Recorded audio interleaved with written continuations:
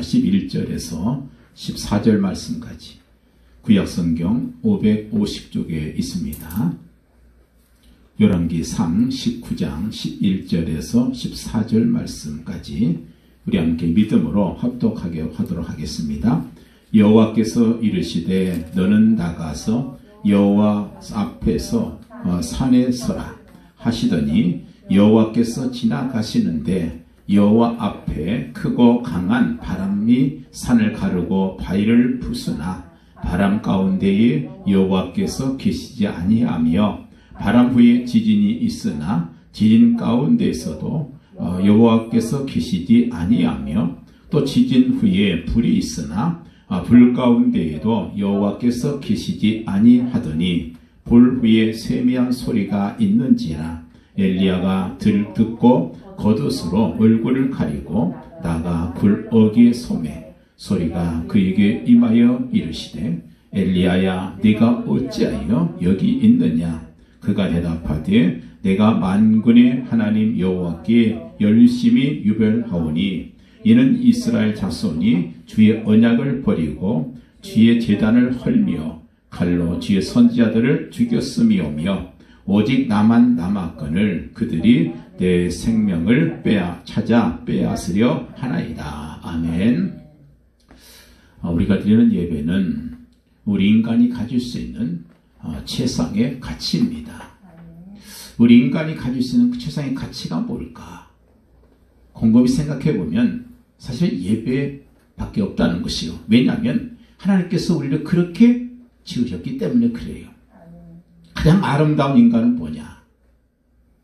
하나님께 바르게 예배하고 하나님의 계획표를 따라서 인생의 방향을 맞추고 하나님의 은혜를 간절히 간구하면서 하나님의 인도를 받는 그런 인생. 이게 최고의 아름다운 인생인 겁니다. 그보다 아름다운 것이 어디 있겠어요. 그래서 오늘 우리가 이 예배를 통해서 바로 그런 축복의 예배가 되기를 간절히 부탁을 드립니다. 우리가 예배를 잘 드리고 예배 때 은혜 받고 그리고 말씀 듣는 일에 성공하게 되면 제일 먼저 내 자신이 누군가 소위 말해서 정체성, 아이덴티티가 내 속에 확실하게 이제 그게 정립이 됩니다. 내가 누구인지 바르게 알게 된다 그 말이에요. 지금 사람들은 자기가 누구인지 잘 몰라요.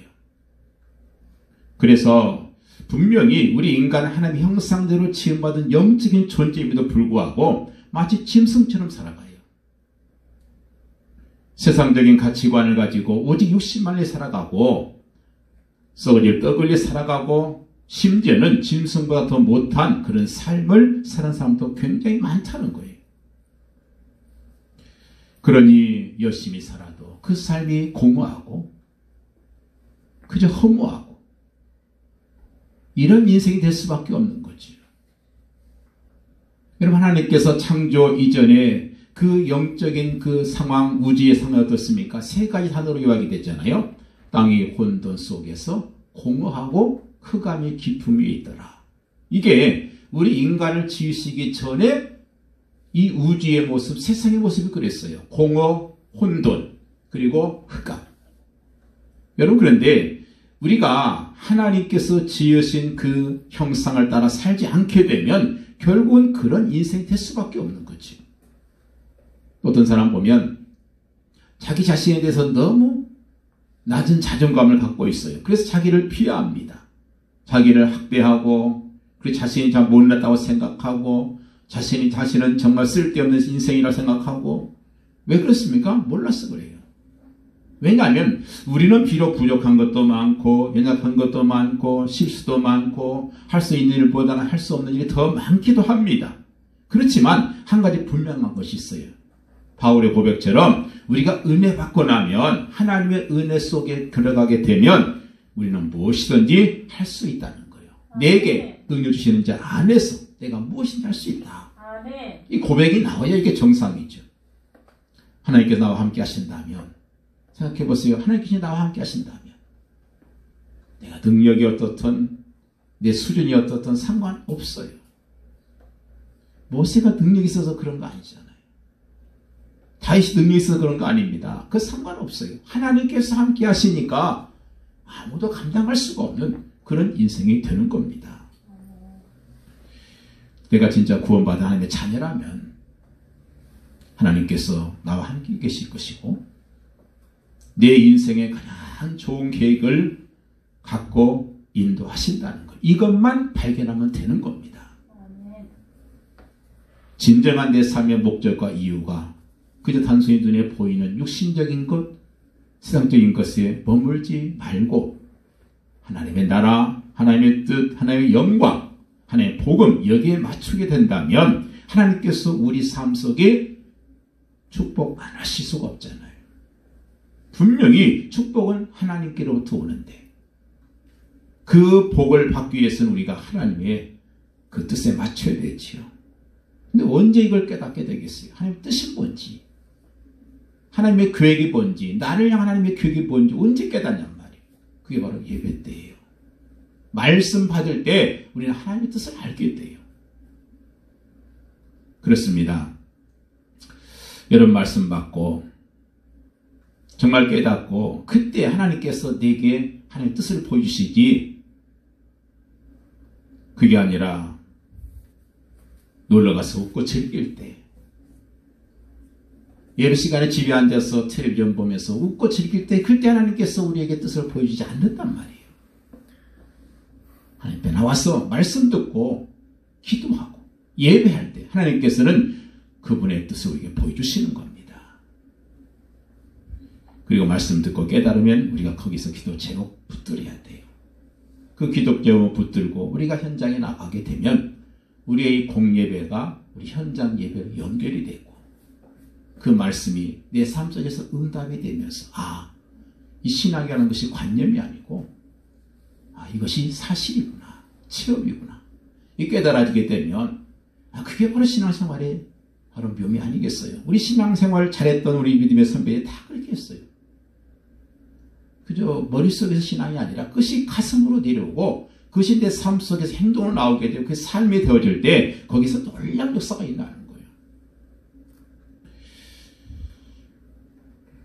여러분 오늘 이런 복을 받기를 원해요.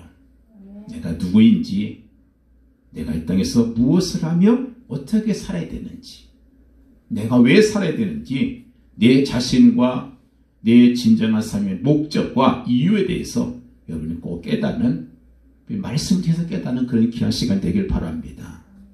그냥 우리가 불신자처럼 우상 숭배하는 사람들처럼 그냥 그렇게 산다면 우리 인생 훈련 없어도 돼요. 여러분 군대 안 가는 청년이 무슨 훈련이 필요하겠어요? 안 받아도 돼요. 그런데 특수부대는 다르더라고요. 제가 말씀드렸습니다만 강철부대 제가 유심히 봅니다. 근데 뭘 보냐면 그들의 그 사고, 그들의 그 체질, 그게 느껴져요. 저 사람들은 체질이 절대로 포기하지 않는구나. 세상에 무서운 것이 없구나.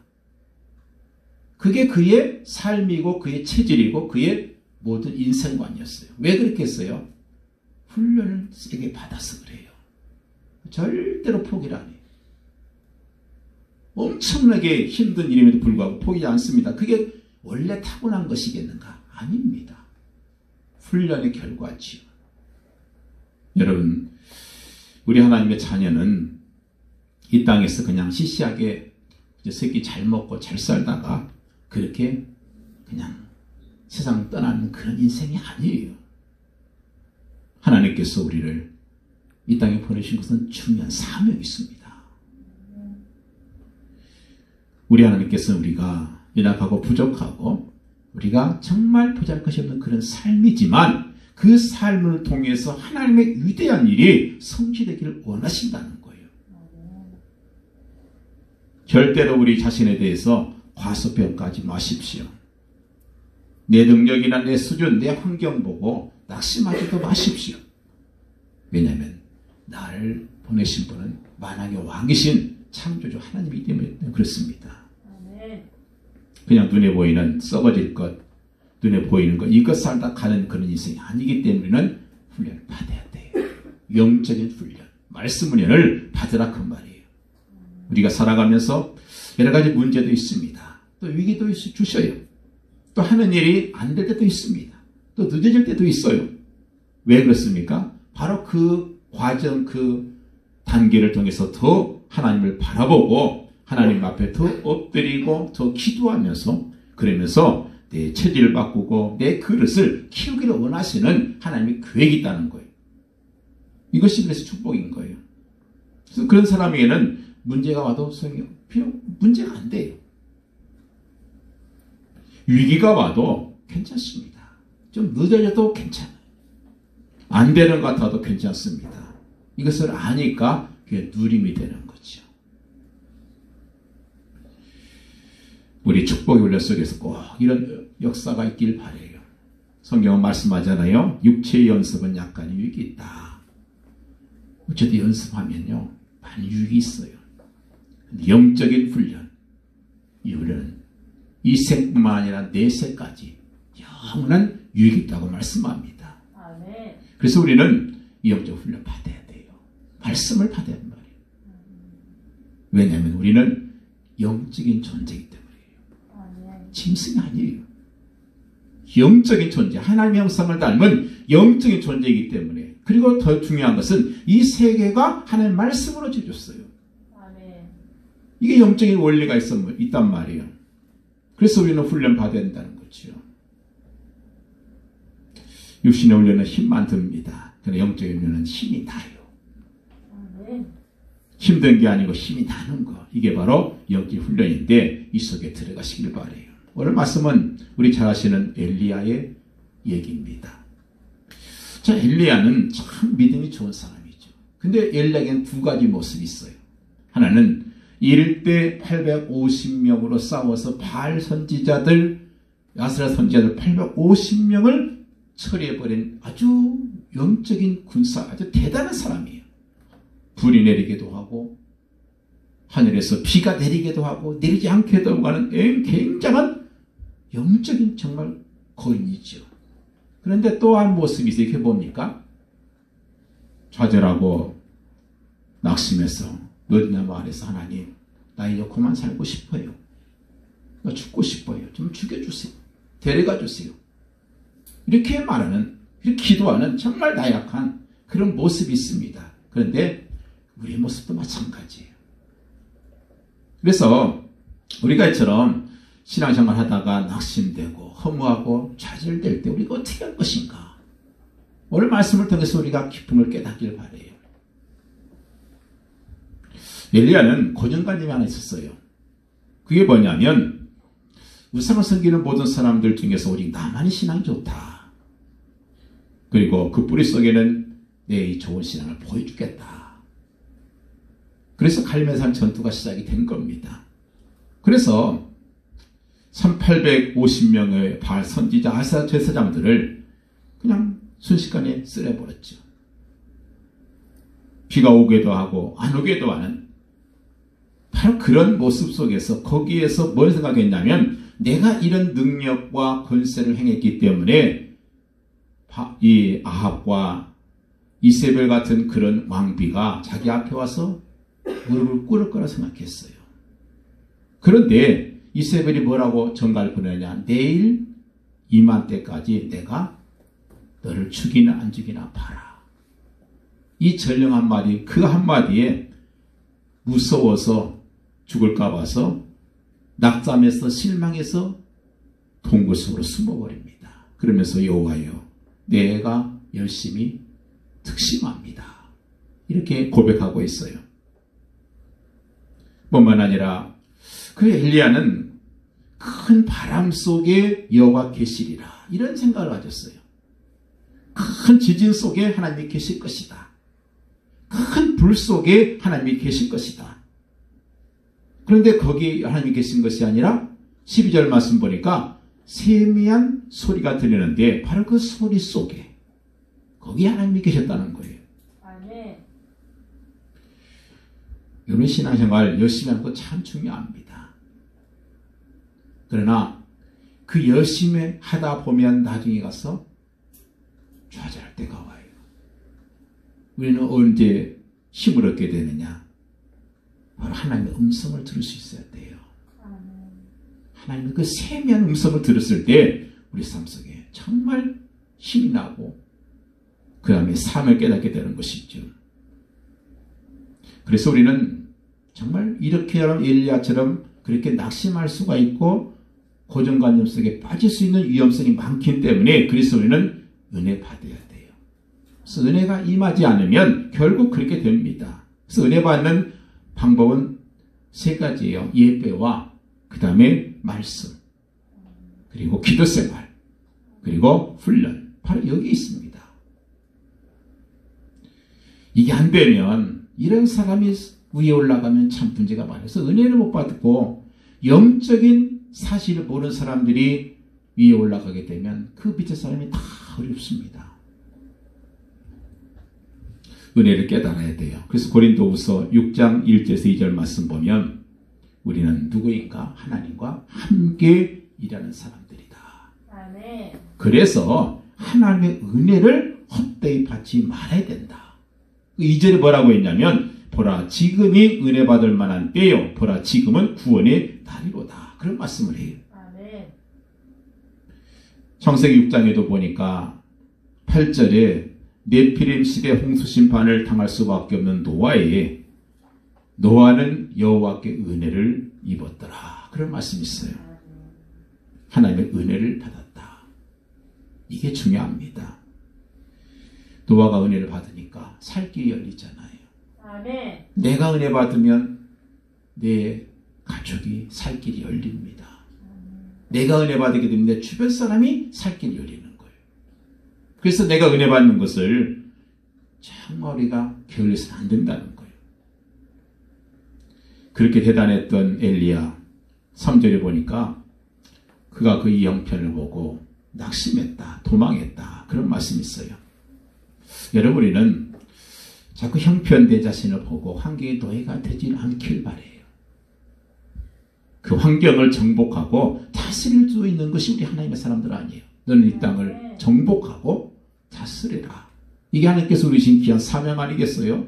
그런데 우리는 그 사명 보지 않고 그 사명 주신 하나님 보지 않고 그리고 자꾸 내 형편을 봐요. 내 자신을 봅니다. 그러니까 낙심할 수밖에 없어요. 그래서 은혜 받지 못하면 자꾸 내가 보이는 걸 어떻게 하겠어요?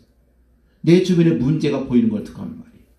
하나님은 안 보이고 문제가 보이기 시작하면 그러면 낙심할 수밖에 없어요.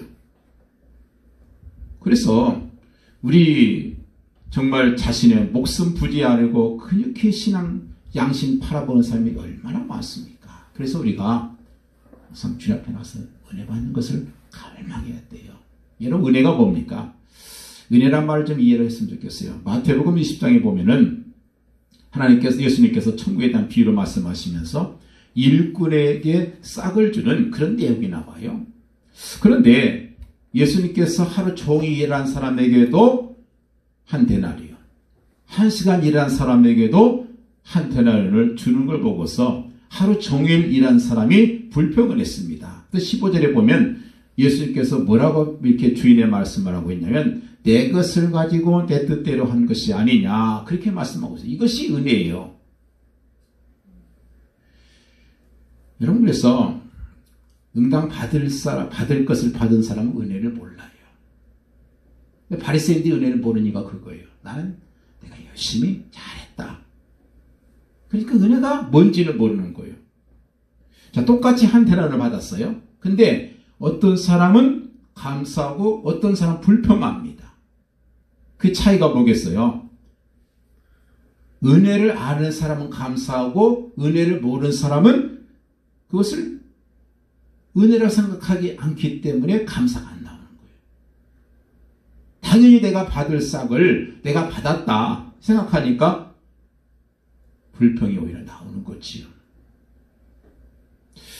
여러분 우리가 항상 은혜 속에 다시 한번 은혜를 깊이 좀 생각했으면 좋겠어요. 어떤 목사님이 그런 말이에요.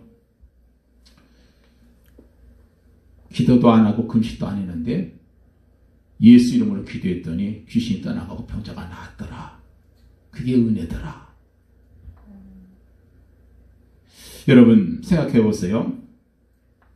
내가 별로 한 것이 없는데 물론 전혀 안 하면 안 되죠. 그래서 그래도 1시간이나 사람도 가서 했잖아요. 그죠? 내가 1시간밖에 안 했어도 그랬어도 한 것 별로 없음에도 불구하고 과분하게 주시는 것이 하나님의 은혜란 말이에요.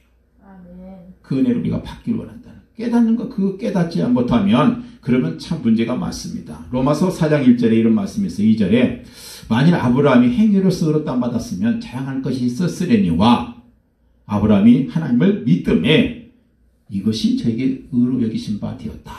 이것이 은혜라는 거예요. 아브라함이 어떻게 의롭다함 받았느냐? 행위가 아니고 믿음으로, 그래서 그게 은혜다는 거예요. 로마서 4장 4절에 보니까 일하는 자에게는 그 싹을 은혜로 여기지 아니하고 빛으로 여기지니와 5절에 보니까 일을 하지 아니할지라도 경건치 아니하는 자를 의롭다 하시는 이를 믿는 자에게는 그의 믿음을 의로 여기시나니. 여러분 그렇습니다. 우리가 하나님께 의롭다, 하나님께서 의롭다 하셔야 천국 가는 거 아니겠어요? 마귀한테 너 의인이다 인정받아 천국 가는 거 아니에요. 하나님께서 너 의인이다 인정하셔야 천국 가는 거예요. 그런데 우리는 의롭다함을 받을 만한 존재가 못 되는데 예수 그리스도 믿는다는 그 하나 때문에 우리를 의롭다고 여겨주시니 이게 은혜면 그러면 감사가 나오지요. 그 율법을 사하심을 받고 그 죄를 가리우심을 받는 자는 복이 있고 주께서 그 죄를 인정하지 아니하실 사람은 복이 있다. 누구한테 의롭다함 받아야 되는가? 하나님께. 그 사람이 복이 있다. 이게 은혜란 말이에요. 이 은혜의 개념을 우리가 좀 알게 되면 우리 신앙생활이 너무 쉬워요. 그리고 신납니다. 은혜를 깨닫고 나면 감사가 넘치고 그리고 난 다음에 일을 해야 그게 진짜 사역이에요. 한마디로 표현하면 은혜라고 하는 것은 말이 안 되는 거예요. 설교도 사실 말이 안 되는 게 설교입니다. 하나님 말씀은요, 이 맞는 말이 아닐 때가 많아요. 달리 말해서 맞는 말 하나님 말씀이 아닐 때가 굉장히 많아요. 이거 참 말되네. 그것은 내 말이에요. 하나님 말씀이 아니란 말이에요. 서울의 어떤 큰 교회, 굉장히 큰 교회에서 이제 지난주 설교회야. 그래서 그게 나왔는데 그 제목이 뭐냐면 어느 콘서트를 관람하고 났어요. 그 제목이에요. 첫 번째 대지가 뭐냐? 모두가 지휘자를 주목하더라. 그러니 모든 성도들이 목사를 바라보라. 두 번째 대지는 뭐냐? 모두가 다 마음을 합해서 화음을 이루더라.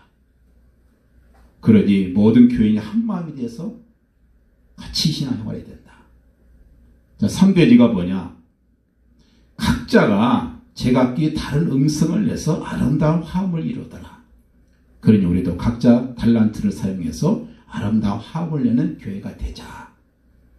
참 말이 되고 좋지요. 근데 이게 하나님의 말씀은 아니잖아요. 이거 받고 내다. 아직도 복음 모르는 사람이. 그게 말씀은 아니에요.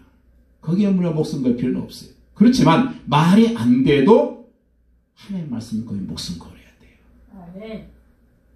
여러분 하나님의 말씀을 들을 때 우리 생을 걸고 들으시길 바라요. 그게 안 되면 우리 인생의 한계를 느껴요. 이제 나처럼 3절에 보니까 그 생명을 위해서 도망했다. 왜냐? 인생의 한계를 느꼈다는 거예요. 자신의 능력이 어느 날 부족하다. 이걸 깨달아지게 되면 고독을 느끼죠. 소외감을 느끼게 됩니다. 참 그때는 정말 어렵고 힘든 고독의 시간이에요. 어느 한계점을 느꼈을 때 참 자신감도 사라지고 여기서 끝나는구나 그 생각할 때에 거기서 밀려오는 거전함, 고독함 이건 이길 수가 없어요. 일반적으로 사역자들은 한 사람이 35세가 넘어서 또 다른 계획을 세우면 성공하기가 참 어렵다. 그런 결과를 말했어요. 그래서 그 인생의 절정에 35세를 기준을 잡아서 그 이후에는 새로운 거 시작하려 하지 말고 그냥 하던 거 조금씩은 열심히 계속 하라. 그렇게 말해요. 물론 맞는 말은 아닐 수도 있겠지만 그게 통계가 그렇단 말이죠. 그래서 외국에 가면요. 그 은행에 가면 은행장 같은 그런 중요한 취지는 젊은 사람, 그래서 막 기지가 넘치고 차라리 풍부한 사람이 은행장을 합니다. 그리고 그 앞에서 경비 수의하는 사람은요. 그 은행장 출신인 아주 후덕한 그런 분이 딱 앉아서 이 경비를 해요. 무슨 말이냐면 그 정신적인 도덕에서 이제 육체의 돈으로 바꿨다 그 말이잖아요. 자기 한계를 이제 인정했다 그거잖아요. 여러분 우리가 이 엘리야를 보니까 그가 죽기를 각오해서 가로되 여호와여 넉넉하니 지금 내 생명을 좀 치해 주십시오. 나는 내일 저보다 정말 못합니다. 이 사는 것까지 포기할 정도로 그렇게 낙심했어요. 사실 우리 주변에 보면 이 낙심한 사람이 얼마나 많아요. 죽지 못해서 사는 사람 많잖아요. 힘들게 사는 사람 많습니다. 그래서 은혜 받은 우리가 그들을 도와줘야 돼요. 그러려면 내가 먼저 은혜를 받아야죠. 이처럼 은혜 받으니까 5절과 7절에 보니까 천사, 여호와의 사자가 여호와의 천사가 와서 도와주는 걸 볼 수 있어요. 그리고 8절에 보니까 힘을 얻어서 호렙산까지 40주야를 달려가서 거기에서 뭐하느냐 다시 한번 사명을 붙잡고 힘을 얻는 그런 이 엘리야를 볼 수 있습니다. 여러분 우리가 여기서 중요한 것이 있어요. 자, 우리가 왜 말씀에서 은혜 받아야 되고 훈련 받아야 되느냐 이유가 있어요. 그것은 우리 체질이 복음 체질이 아니고 말씀 체질이 아니고 율법 체질이 굉장히 많다는 거예요. 사실 우리도 마찬가지, 저도 마찬가지입니다. 예를 들어서요. 무슨 안 좋은 일이 생기면 제일 먼저 드는 생각이 뭡니까? 제일 먼저 무슨 생각이 들어요? 내가 죄를 지어서 그런가? 내가 열심을 안 해서 그런가? 내가 게을러서 그렇구나. 이게 율법 체질이에요. 우리는 맞을 수 있지만 정답은 아니에요. 이런 그 율법 체질, 그 다음에 불신앙 체질, 염려 체질 이런 것들이 굉장히 많습니다. 그래서 우리는 항상 말씀을 들으면서 복음으로 자꾸 들어가야 돼요. 또 어느 순간에 내가 복음을 놓쳐버리는 순간이 있어요. 그래서 계속 우리는 말씀을 들으면서 복음 속으로 말씀 속으로 들어가게 되면 그러면 우리 체질이 바뀌게 돼 있습니다. 그래서 은혜도요. 받는 사람이 받아요. 못 받는 사람은 또 못 받아요. 왜 그래요? 체질을 못 바꿔서 그래요. 빨리 우리는 체질을 바꿔야 돼요. 어떤 사람은 그래요. 자기는 체질이 원래 살찌는 체질이라. 그런 거 없어요. 바꾸면 돼요. 어떤 분 보니까 자기는 별로 안 먹는데 자꾸 살이 찐대요. 그래서 그분은 아예 그냥 탄수화물을 끊어버렸어요. 그랬더니 저절로 이렇게 살이 쭉 빠지더래요. 근데 우리 몸 자체가 어떤 사람은요, 무조건 탄수화물만 먹으면 그걸 지방으로 바꾸는 체질이 있대요. 이거 어떻게 바꾸겠어요, 그거? 안 먹어버리면 돼요. 얼마 동안요? 한 2, 3개월만 먹으면 그게 바뀐답니다. 의사들이 하는 말이에요. 영적 체질도 마찬가지예요. 나는 왜 이럴까? 계속해서 우리가 말씀을 지고 훈련받고 은혜 받은 것을 내가 훈련받으면 어느 순간부터 모든 게 감사가 돼요. 입만 열면 감사가 되고 이것도 정말 감사하다. 저것도 감사하다. 이게 왜 그래요? 체질 자체가 그런 체질이 되니까 그런 거예요. 근데 자꾸 불신앙 체질이 나면요. 무슨 일만 있으면 자꾸 불신앙으로 가게 돼요. 하나님 원망하게 되고 그런 모습이 되는 거예요. 또 유신도인이가 얼마나 또 민감합니까? 눈에 보이는 현실, 이익 여기에 굉장히 관심이 많습니다. 우리는 그것보다도 하나님의 나라, 나의 영적인 상태에 더 관심이 많아져야 돼요. 왜냐? 영혼이 잘 돼야 범사가 잘 되고 또 강건해진다. 이게 원칙이잖아요. 왜냐 우리는 영적인 존재로 지음 받았단 말이에요. 영적인 존재가 영적인 존재를 버리고 짐승처럼 육신적인 존재로 살려니까 여러분 어떻게 그게 행복할 수 있겠냔 말이에요. 여러분 오늘 말씀 11절 12절 말씀 보니까 같은 단어가 나와요. 바람, 지진, 불. 그 불이 여호와 앞에 지나갔다. 엘리야 앞에 지나갔다는 거예요. 불이 지나가고 바람이 지나가고 그 전에 또 지진이 지나가고. 지금 이게 무슨 얘기예요? 하나님께서 지금 엘리야의 고정관념 그 사고방식을 지금 훈련시키고 있는 거예요. 왜 하나님께서 바람, 불, 지진이 엘리야 앞에 지나가도록 했을까? 그 이유가 뭘 것 같습니까? 그것은 엘리야가 거기에 관심이 굉장히 많았어요. 평소에. 그래서 엘리야가 바람이 얼마나 센지 바위를 부술 정도. 그 정도 바람이 지나갔어요. 아마 엘리야 눈이 번쩍 뜨였겠죠. 아, 이게 하나님의 역사구나. 또 바람이 지나가고 나니까 지진이 나는데 이야, 이게 하나님의 역사구나. 또 지진이 지나고 나서 불이 지나가니까 이야, 이게 바로 내가 찾던 거다. 그런데 중요한 것은 그 바람과 불과 지진이 지나갔다고 해놓고 나서 바람과 불과 지진이 지나가는 그때만 똑같은 세 번의 말을 해요. 똑같이 해요. 그게 뭔 말이니까 그 가운데 여호와께서 계시지 아니했다는 거예요. 이게 바로 중요하죠. 엘리야는 신비, 바람, 불, 지진, 능력 이것이 관심이었지만 그래서 사실 갈멜산에서 불이 내리고 바람이 내렸잖아요. 비가 내렸습니다. 그래서 바알 선지자, 아세아 선지자 850명을 전부 죽였죠. 여기 참 능력이 있고 신비가 있고 굉장히 매력이 있죠. 그런데 한 가지 실패한 게 있어요. 하나님께서는 그곳에 계신 것이 아니라 지금 엘리야와 함께하고 있는 임마누엘의 하나님의 사실을 그가 놓쳐버린 거예요. 아멘. 그 기적 속에 있는 것이 아니라 지금 함께하고 있는 자기와 함께하고 있는 임마누엘 그 하나님을 놓쳐버리니까 문제가 되는 거예요. 여러분 우리는 참 이 체질이요 아직도 참 그릇이 작아요. 작습니다. 그래서 대다수의 성도들 보면 그 그릇이 불신자와 비슷해요. 어쩔 때는 불신자도 못한 사람도 많습니다. 그저 밥 먹고 잘 살고 또 열심히 뭔가 하면은 잘 신앙 좋다고 생각하고 어떻게 하든지 돈 많이 벌고 자식 잘 키우고 집안 식구들 화목하고 건강하고.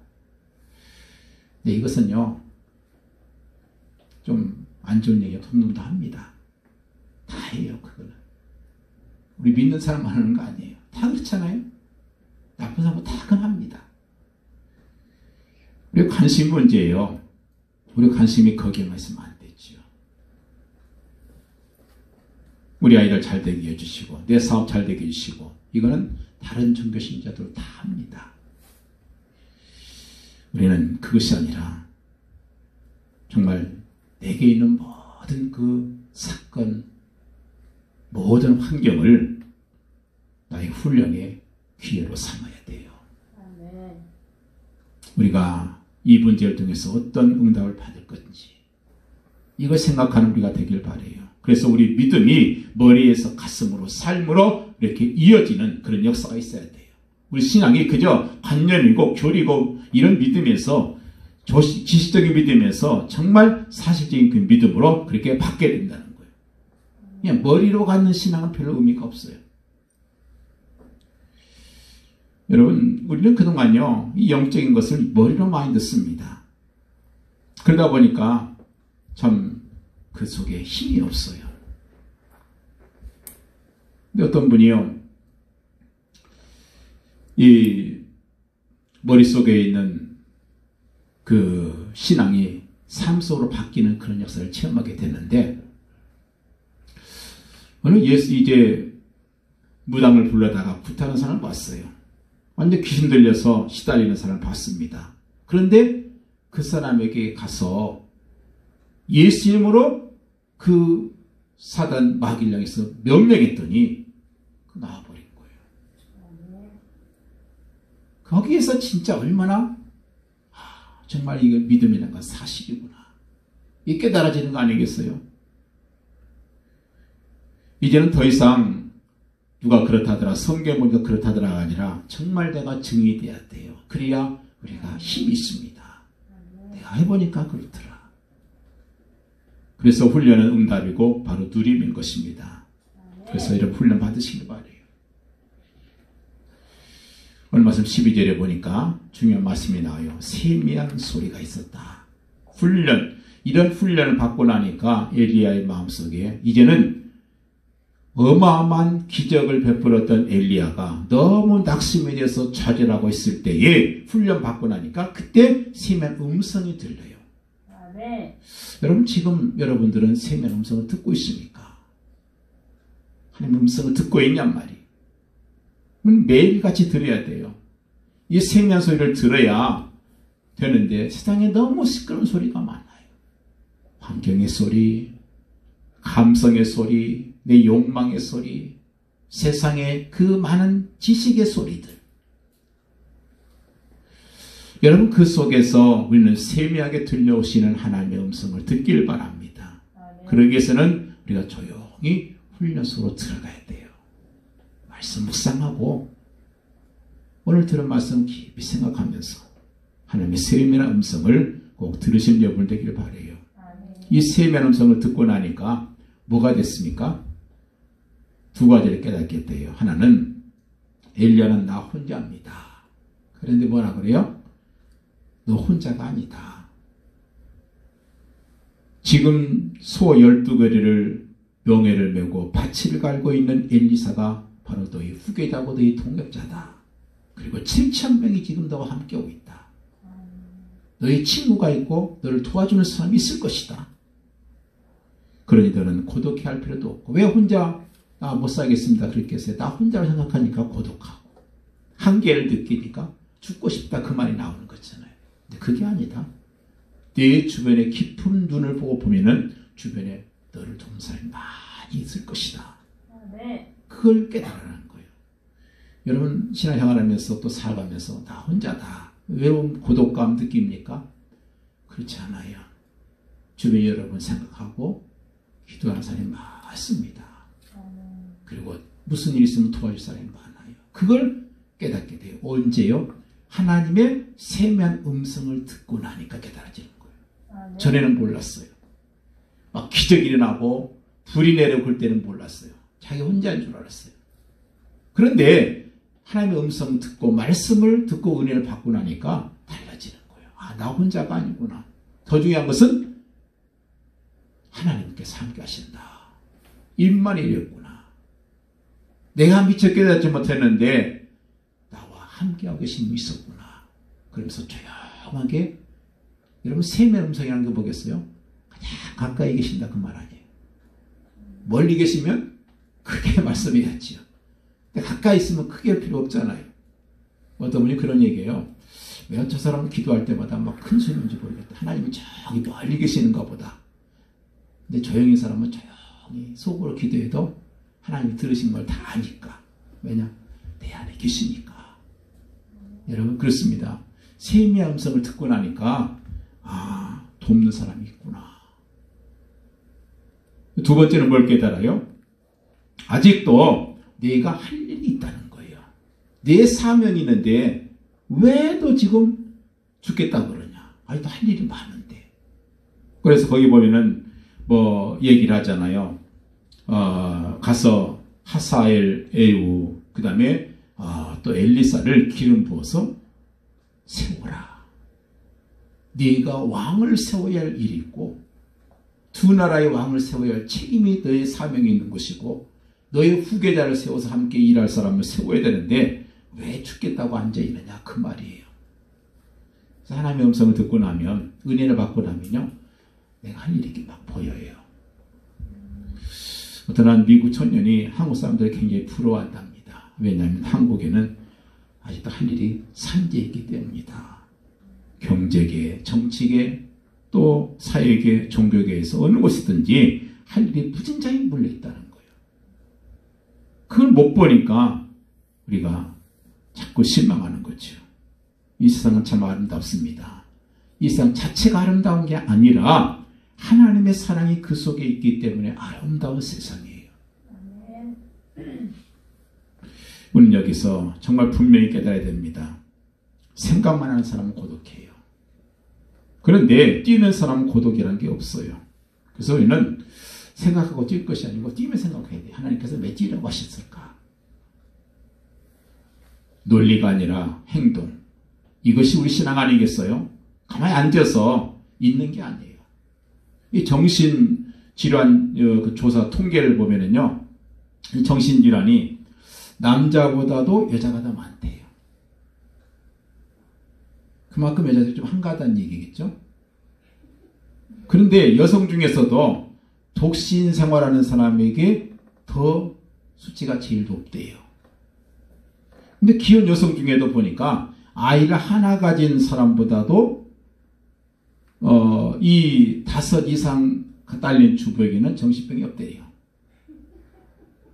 바빠 죽겠잖아요. 5명 키우려면. 이놈 등교시켜야지. 또 뭐 해야지. 밥 해야지. 빨래할 것도 산더미 많지. 그래서 애 하나만 집으로 딴 데 분가시켜도 일이 많이 줄어든다 했잖아요. 여러분, 바쁜 사람은요, 절대로 고독하지 않습니다. 흘러가는 분은 썩는 법이 없다 그러잖아요. 고인물이 썩는 거지요.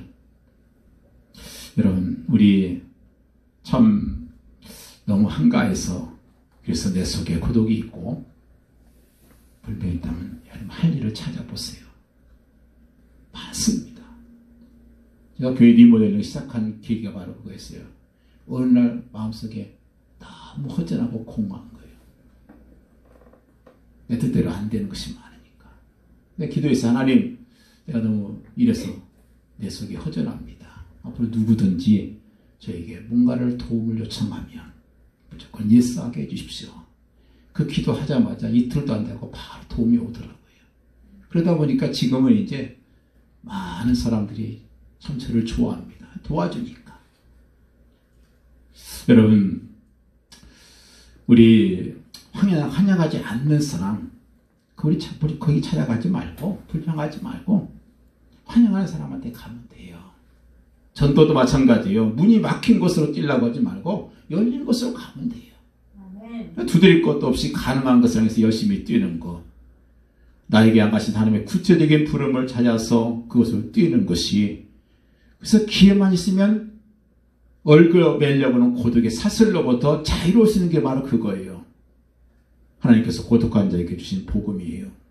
이 고독의 반대는 사랑이거든요. 남을 미워하는 마음을 가졌든지, 어떤 이유든 죄를 지었든지, 혹은 근심 중에 있든지 우리는 고독할 수밖에 없어요.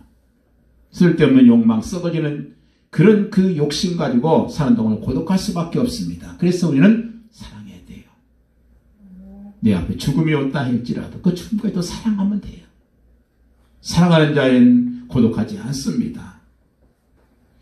오직 나뿐이다. 이건 교만이에요. 나 혼자다 교만입니다. 사랑 앞에 고독이 없고 사랑하는 자에게 고독은 없습니다. 위로부터 부르시는 하나님의 부름에 구제도 응답하시면서 나를 부르시는 현실, 현장 속에 내 생을 완전히 들이신 여부 되길 바라요. 할 일이 너를 기다리는데 왜 여기서 울고 앉아있느냐. 이렇게 말씀하시는 음성은 단순히 그저 엘리야에게만 부르시는 음성이 아니라 바로 저와 여러분을 통해서 여러분에게 지금 하고 계시는 말씀이라는 거예요. 내가 할 일이 많은데 왜 울고 앉아있느냐. 왜 여기 앉아있느냐. 내가 할 일이 앞으로 많은데, 너를 도울 사람이 많은데, 우리 자신의 욕심으로 가지 말고 하나님의 귀한 뜻을 향해서 계속해서 훈련하시길 바라요. 우리 삶 자체가 훈련의 연속입니다. 그게 끝나는 순간 우리는 자연스럽게 퇴보하는 거예요. 영적인 것도 마찬가지입니다. 내가 멈추는 순간 우리는 거기서부터 퇴보가 시작이 되는 거예요. 나는 가만히 있다 생각하지만 나는 퇴보합니다. 물고기가 가만히 있으면 나는 가만히 있는 거예요. 흘러 바다로 흘러갈 수밖에 없죠. 내가 멈추었다고 생각하지만 멈추는 순간 나는 점점 흘러서 결국 민물고기가 바다까지 흘러가면 죽는 것밖에 뭐 있겠어요. 그래서 계속해서 우리는 나가야 됩니다. 무작정 가는 게 아니라 하나님의 음성을 들으시기 바래요. 세미한 하나님의 음성을 듣는 훈련, 그것은 우리가 말씀 훈련과 예배밖에 없습니다. 이걸 통해서 정말 하나님의 그 훈련의 축복 속으로 들어가시기를 예수님으로 간절히 축원을 드립니다. 기도하겠습니다. 할렐루야. 감사합니다. 주님께서 오늘 말씀을 통해서 엘리야가 중요한 하나님의 뜻을 모르고 하나님의 음성을 듣지 못했을 때 정말 낙심하고 열심히 하고 나서도 좌절할 수밖에 없었지만, 그러나 그 조용히 앉아서 임마누엘 함께 하시는 하나님의 음성을 듣는 훈련을 마치고 난 후에 그 새로운 사명을 받아 힘있게